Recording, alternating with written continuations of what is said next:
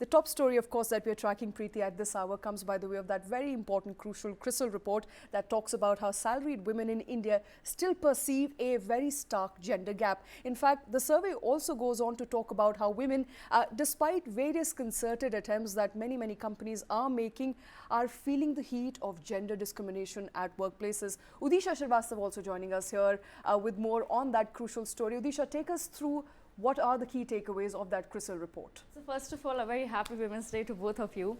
There are a plethora of reports that are out that talk about women and corporate life. So a lot of reports are out, and we are going to trace some of the recent reports, and one of the reports that's there is termed Women and Finance Report, and it's done in partnership with CRISIL and DBS Bank.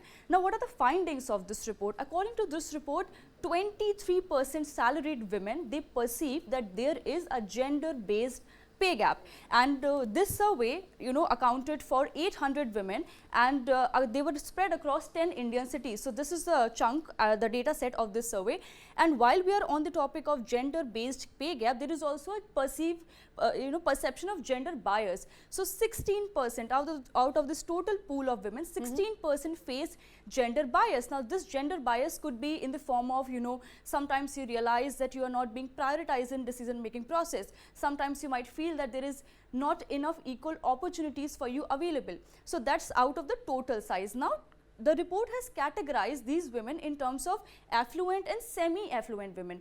Affluent women, these are the women who are earning per year between 41 lakh to 55 lakhs. So 30% of such women feel that there is a gender based pay gap, there is an unequal pay, and that segregation is based on nothing but just on their gender. And now talking about gender bias, same percentage also feel that there is a gender bias. Now moving on to the next category, which is semi-affluent women, and these are the women who are earning somewhere between 10 to 25 lakhs per year.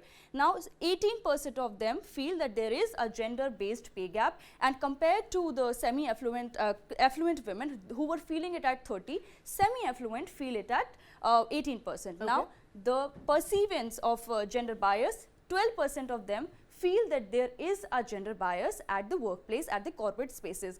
Now there is an interesting data point also about when women sit to negotiate salaries.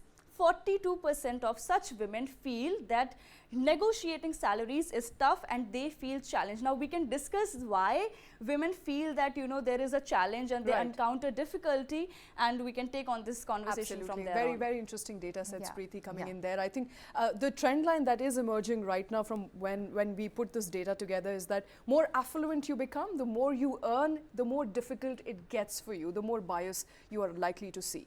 Yeah.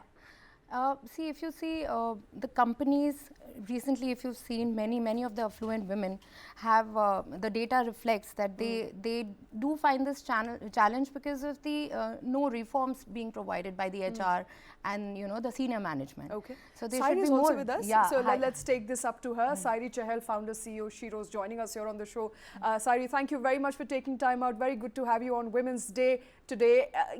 Taking us through the data and of course from your life, takeaways from what you've seen in business, and listening to various women from various sectors around the country. In your perception, does it get more difficult when you are up at the top of the ladder as opposed to when you're climbing that ladder? Because the data at this point is hinting that when you are in the affluent class, you feel that gender bias way more. Yeah. Thank you. Happy Women's Day to all of you, and thank you for having me here. I do agree that as you reach the top, one, it gets lonelier. So you will see, whether you look at number of women CEOs, you look at women in leadership, the pipeline keeps getting thinner, and which means that safety of numbers gets lost there, and therefore your ability to negotiate actually goes down a tad.